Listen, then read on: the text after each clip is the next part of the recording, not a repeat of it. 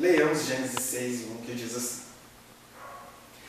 como se foram multiplicando os homens na terra, e lhes nasceram filhas, vendo os filhos de Deus que as filhas dos homens eram formosas, tomaram para si mulheres, as que entre todas mais lhe agradaram. Então disse o Senhor: meu espírito não agirá para sempre no homem, pois este é carnal, e os seus dias serão 120 anos, que foi o período que Noé levou para construir a arca.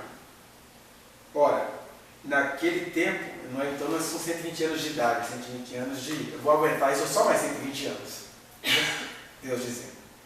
Aí versículo 4. Ora, naquele tempo havia gigantes na terra. E também depois, quando os filhos de Deus possuíram as filhas dos homens, as quais lhe deram filhos. Estes foram valentes varões de renome na antiguidade. Viu o Senhor que a maldade do homem se havia multiplicado na terra, e que era continuamente mal todo o desígnio do seu coração.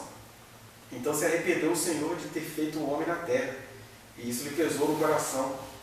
Disse o Senhor: farei desaparecer da face da terra o homem que criei, o homem e o animal, os répteis e as aves do céu, porque me arrependo de os haver feito. Porém, porque não se arrependeu coisa nenhuma, Noé achou graça diante do Senhor. Eis a história de Noé. Noé era um homem justo e íntegro entre seus contemporâneos. Noé andava com Deus. Gerou 3 filhos, Sem, Cã e Jafé. É legal a exegese do texto bíblico, embora seja um texto artístico nessa passagem, porque Noé era um homem íntegro entre os seus contemporâneos.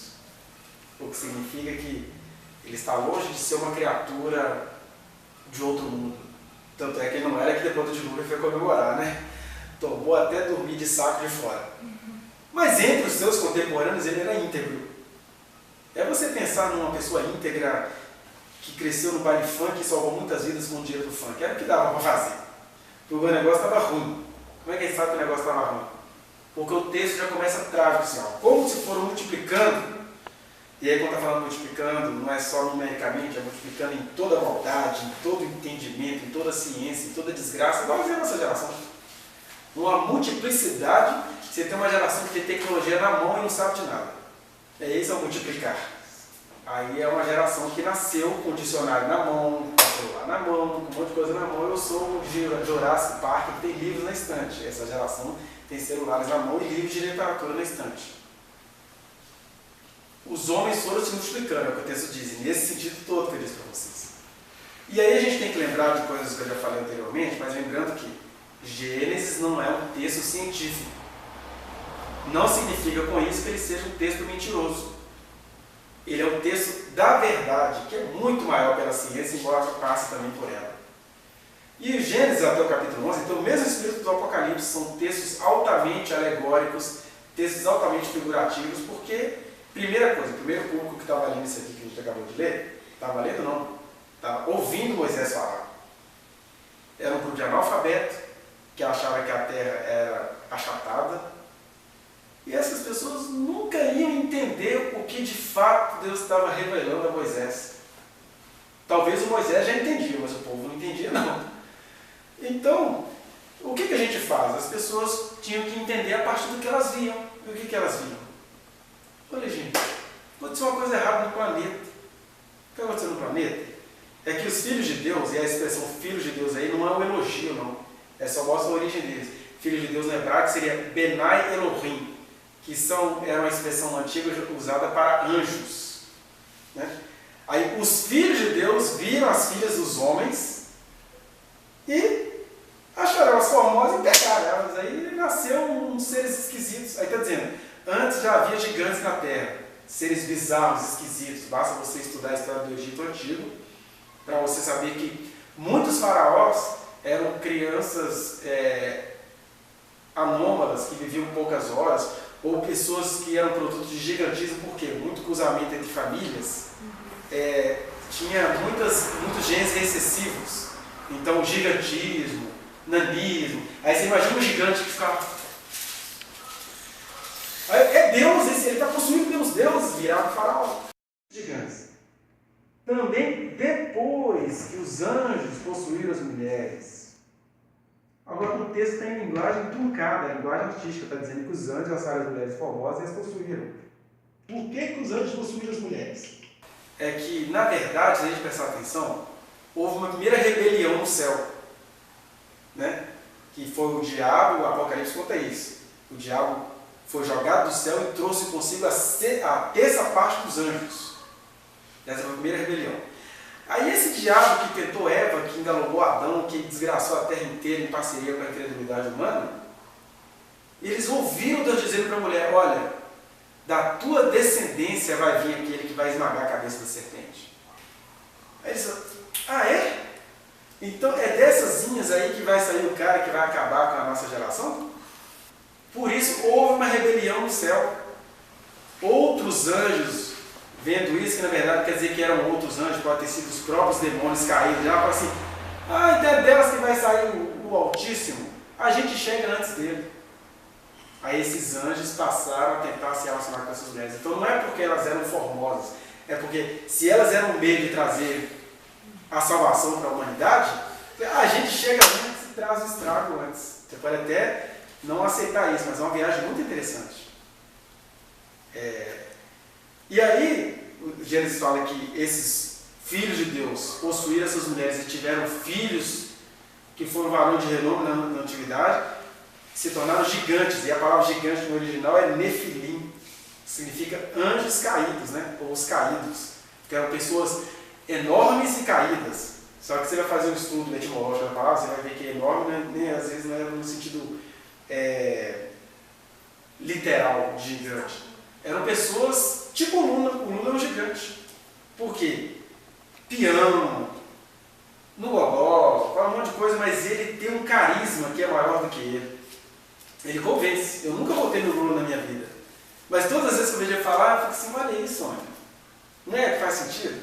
Então, tem uma coisa maior do que ele nele. Né? E tem tanto maior que essa prisão derrubaria de 2018. Eu não estou aqui defendendo o Lula, eu estou apenas reconhecendo que há algo maior do que ele nele, sim. E ele meio que sabe disso, né? Nunca antes dos países, eles podem falar da corrupção dele tudo, mas uma coisa é verdade. A partir dele, coisas que nunca antes aconteceram, acontecem mesmo. Né? Nem estou justificando a corrupção dele. Ele deve ser preso aí, eu fiquei sabendo que está pedindo até asilo para Cuba. Mas ele tem, inclusive tem amigos para asilá-lo, né? Exílio? Mas de qualquer maneira, um outro exemplo que a gente pode ter mais remoto seria o Alexandre o Grande, que era um nanico, né? Mas que aos 27 anos de idade, ele comeu a Europa inteira, o pessoal até falou, morreu de desgosto porque ele chegou lá na frente e não tinha mais nada para conquistar, porque ele conquistou a Europa e a Ásia toda. Morreu com 32 anos, o dono do mundo. Então você tem aí os gigantes, segundo a ciência humana, o conhecimento humano, como você tem os gigantes do reino de Deus, como são esses heróis que a gente estuda, Moisés, Davi, e até alguns que podem estar nascendo aqui, gigante, ó, isso é só questão do reino de Deus. Né? Aí o que acontece? Os anjos então possuíram as mulheres não é porque elas eram bonitinhas ou porque eles tiveram necessariamente relações sexuais com ela. Eles tentaram fazer o que eles imaginavam que poderia ser. Jesus não veio de uma virgem, nada contra a sexualidade, não é para mostrar assim, ele não foi produto de relação sexual, foi produto de um milagre de Deus, no ventre de Maria. Eles dizem assim, como pode ser esse milagre? Aí os anjos entendem de ciência, de coronagem, um monte de coisa, devem ter tentado mil experiências, mas nunca sem a parceria humana. Aliás, estou lá nos meus primeiros anos ensinando sobre cultura, né? E aí, como eu sou professor de sociologia viajado, né? Então a gente viaja mesmo assim. Não dá para acender umzinho, mas a gente viaja com os meninos. Não sei se vocês perceberam, a palavra cultura ela tem duas outras práticas com a mesma raiz, que é cultivo, que é a transformação da natureza, e culto. Cultivo e culto se originam da mesma palavra que deu origem à cultura. Aí eu falo para os alunos, por quê? Porque as primeiras transformações que as pessoas fizeram na Terra era o puro culto. O que o texto de Gênesis 6 está dizendo? Que esses homens se tornaram varões de renome na antiguidade e eles ensinaram, se espalharam pelo planeta, ensinando muitas pessoas. E eu não preciso de ter anjo aqui, né, para me ver, não. Isso vem através de possessões, né? Através de o nosso atual presidente é um maçom. E se você não sabe, a maçonaria nasceu a partir de uma curiosidade bíblica. Já existia a maçonaria, maçom é uma variante de macenaria, né? Construção com madeira, com macenaria. Mas a maçonaria, chamada franco-maçonaria, aquela maçonaria mais francesa, ela veio a partir de uma leitura que os construtores fizeram do Irã. Lembra o cananeu que o rei Salomão chamou para construir o templo? Eles lembram, o templo foi construído sob revelação divina. Esse cara que fez esse templo, ele é muito especial. Porque não fez um templo, tá vendo? Ele cultivou com culto.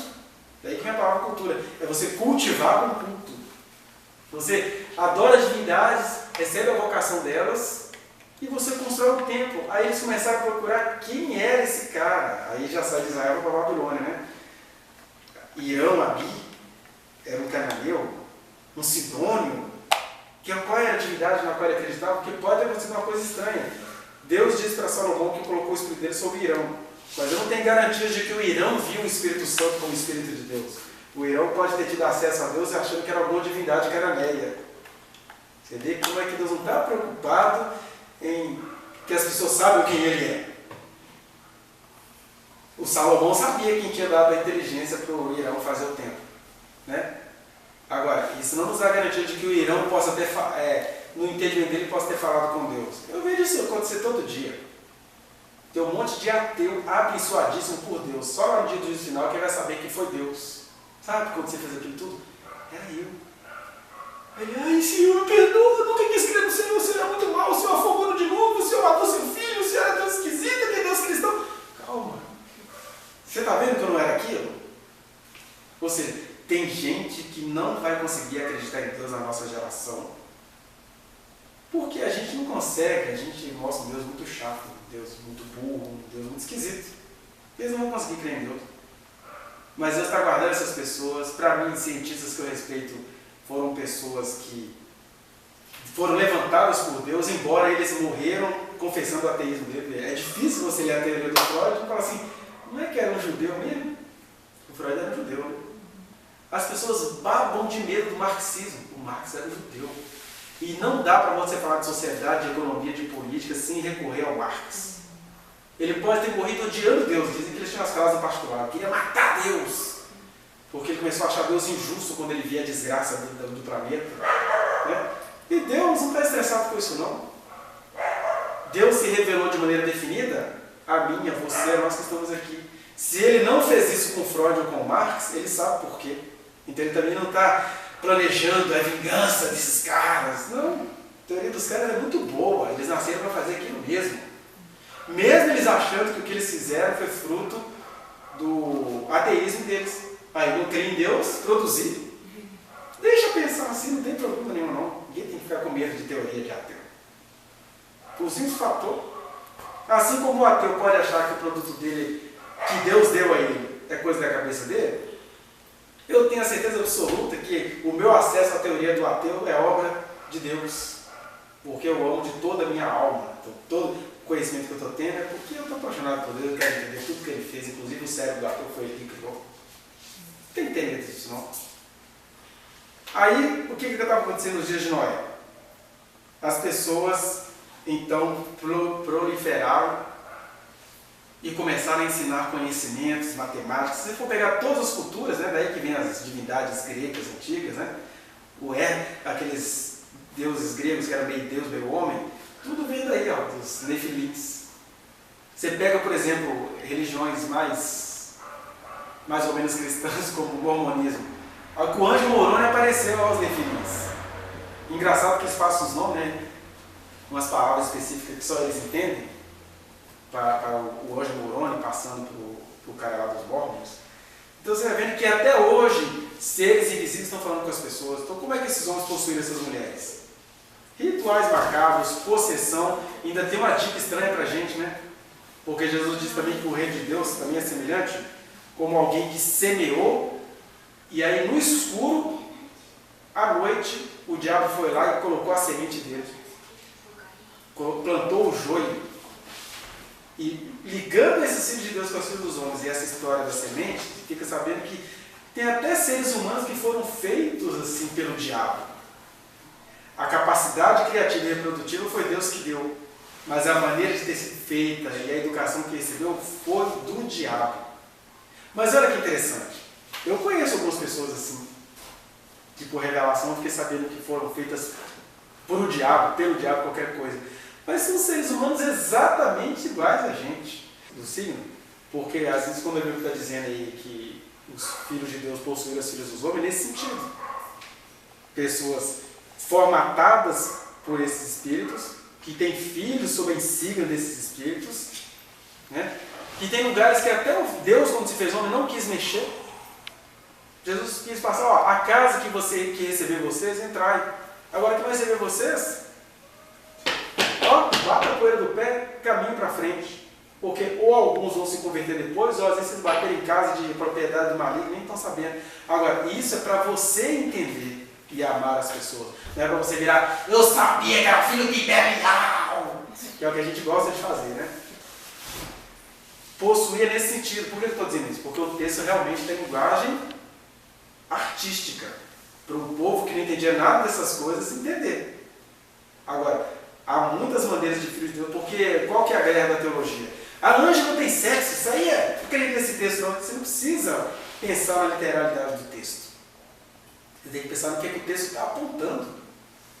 Né? Basta você ver a história do profeta Daniel, que ele estava falando lá de Cleópatra, com descrições espirituais, e a Cleópatra existiu. Se uniu ao reino sob casamento. E tinha poderes e domínio sobre aquela maior toda dos impérios. Mas a Cleópatra foi profetizada pelo profeta Daniel quase 200 anos antes. Né? Daniel ali entre o capítulo 10 e 12. Mostrando assim, vai vir uma mulher vai nascer. Mas ela carrega uma entidade. É isso que são os filhos de Deus possuindo as filhas dos homens. Né? No caso ali, até hoje, filhos de Deus possuem filhas e filhos dos homens. Ali é porque eles estavam pensando assim, se é delas que vai sair o Salvador, então a gente precisa pegar essa mulherada. E aí é só você imaginar. Basta você dar umas voltinhas na humanidade que você vai ver, sem querer falar mal de estilos musicais, de conhecimentos, de ideologias, mas mostrando que no meio de alguma dessas coisas, alguma coisa muito estranha e muito maligna. Por exemplo, eu estava dizendo para os alunos essa semana que eu não sou feminista porque eu não tenho sexo feminino. Mas eu sou pró-feministas. Eu acho a luta das feministas uma luta muito inteligente, muito coerente. Pode escandalizar na sua manifestação, mas não perde a essência, né? Porque no mundo caído tem de ter feminismo. Você pode ser uma mulher guardada por Deus, que não vai precisar ir para a rua desfilar para nada, mas você tem que se compadecer de quem faz isso. Se compadecer não de achar as inferiores, mas de achar assim, puxa, elas vão até mais ousadas do que eu, né? Porque elas não receberam muita informação e estão dando. Aí eu estava dizendo que, apesar da luta feminista ter esse valor, eu estava assistindo um congresso feminista essa semana lá na Câmara dos Deputados, e pela televisão, claro, né? Ainda não foi em Brasília. E aí, alguém que eu detesto ideologicamente falando, levou para lá uma coisa curiosa.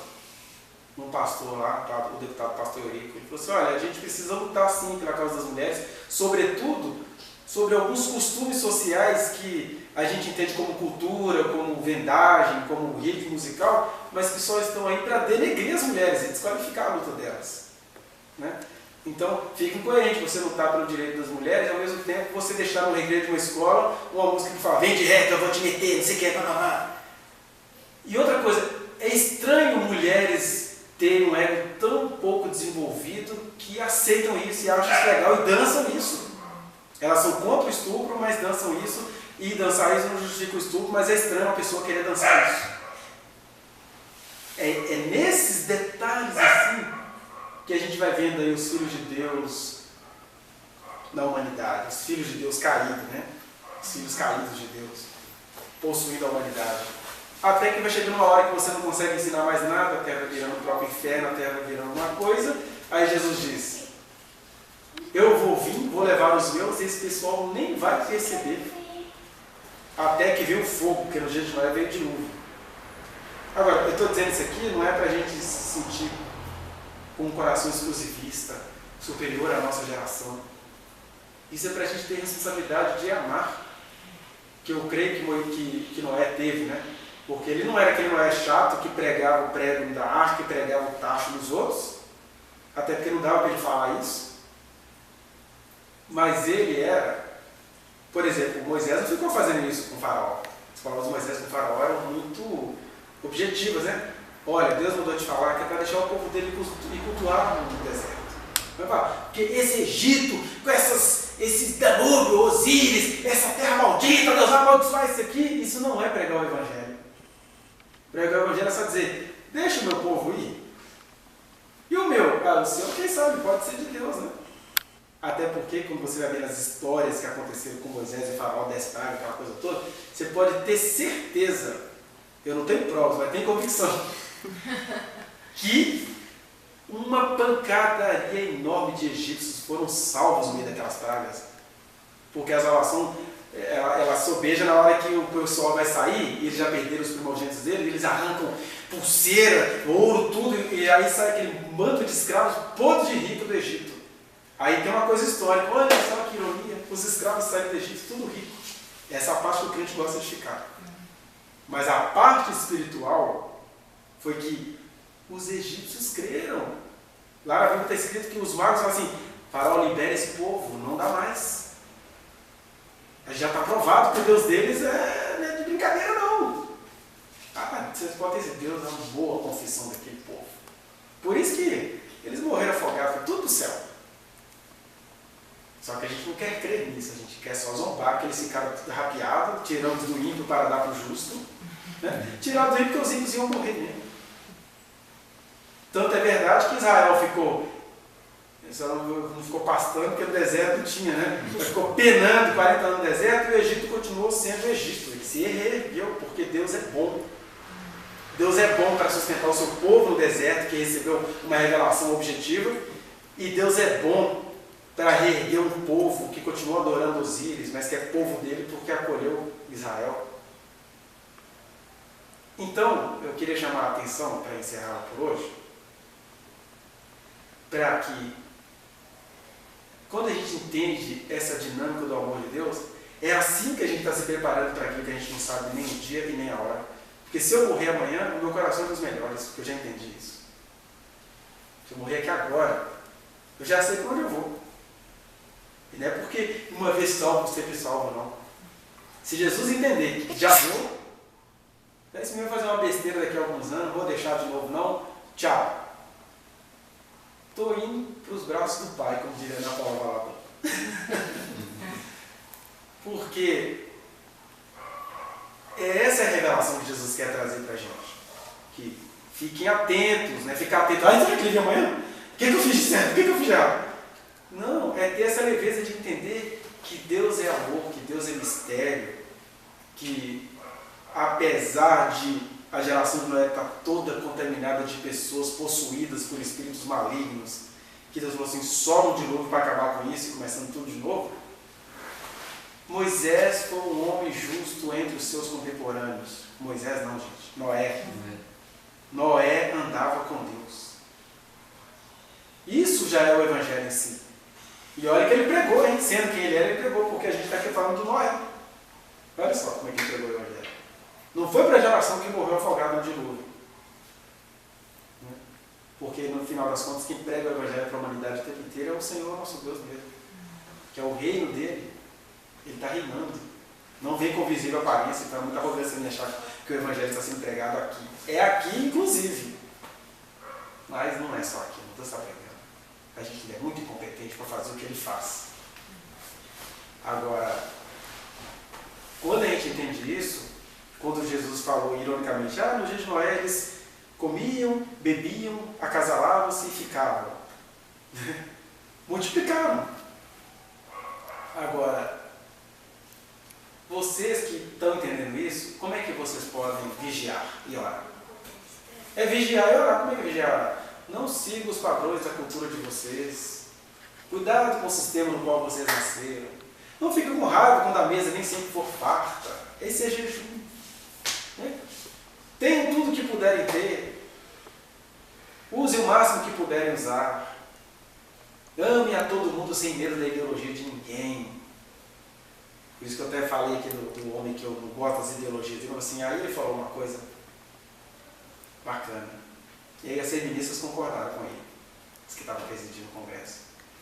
Porque quando a gente faz isso, a gente está preparado para a vida de Jesus. Seja a vida dele para nós ou a nossa ida para ele. A gente está preparado. Enquanto a gente não entende isso, a nossa vida vai virando o envelhecimento. Nós todos vamos envelhecer. Mas tem gente que vai se tornando velho no sentido de ser ranzinza e velhaco no sentido de ser espertalhão. Né? Que são aquelas pessoas que eu falei do ano passado, os covardes. O que é o velhaco? Ô filho, nasci agora não, pai. Nasci faz tempo. E fica aí falando de Deus aí, eu estou pensando no que está bom para mim. Então você tem que criar uma estratégia discursiva para atrair algumas pessoas. Você vai ficando velhaco. Né? Ou então vai ficando velho. Ai, não dá, já era, acabou. Né? Eu vejo essa tendência em mim. Estou 42 anos, estou nessa. Meu Deus. Mas quando você vai entender isso, você pode até capengar, mas vai fazer igual Jeremias. Eu estou arrastando, mas eu ainda posso. Ainda dá para fazer uma coisa. A força do Senhor está em mim. Quando você entende isso, aquele dia não vai te pegar de surpresa. Porque quando você vê, ele já está lá. A surpresa é só porque vai ficar. Para quem vai, não tem surpresa, não. Eu já fui. Eu sou doido. Olha só. A minha profissão diz que eu tenho um delírio. É o Alexandre, ele organiza a vida dele nesse discurso aí, né? O cristianismo é bonito, né? Eu acho que cada um leva o fato que pode suportar, né? Então alguns vão para droga, outros vão para arte, e o Alexandre foi para pregação. Tá vendo? Sou doido. Então não preciso de surpresa nenhuma, já estou nele. Já pirei. E cada um sabe o que está acontecendo consigo mesmo. Agora, quando a gente vem se encontrar aqui, a princípio, uma vez por semana, com esse sentimento de que eu não vou ter surpresa porque eu já estou nele, aí você vai chorar com a humanidade, o princípio das dores, mas você vai ser Jesus andando na humanidade o tempo todo. Você vai penar de estar construindo a sua arca simbólica no mundo que vai ser destruído com fogo, não mais com água, mas você vai saber que Deus é Deus. E que Deus cuida dos seus, parece uma frase nazista, né? Isso que o Hitler falava, né? Matem todos e Deus protege os seus. Era a frase do Hitler. Mas não é essa frase do velhaco. É a frase da confiança, que Deus cuida dos seus, inclusive até uns que eu acho que nem são de Deus, poderão passar a ser. Porque Deus está criando o tempo todo, inclusive salvando o tempo inteiro. Não posso ser um Calvino definindo quem é que vai ser salvo e quem não vai ser. Então, gente, que nós tenhamos esse coração grato. Daria para falar muitas outras coisas aqui hoje, mas eu acho que já falamos o suficiente para hoje, para entender que, apesar de o mundo ser achado como nos dias de Noé, o nosso coração tem que ser achado como aqueles que sempre andaram com Jesus desde o começo, desde os dias simples da Galileia, até o dia do vexame da crucificação e até a eternidade da ressurreição. Amém?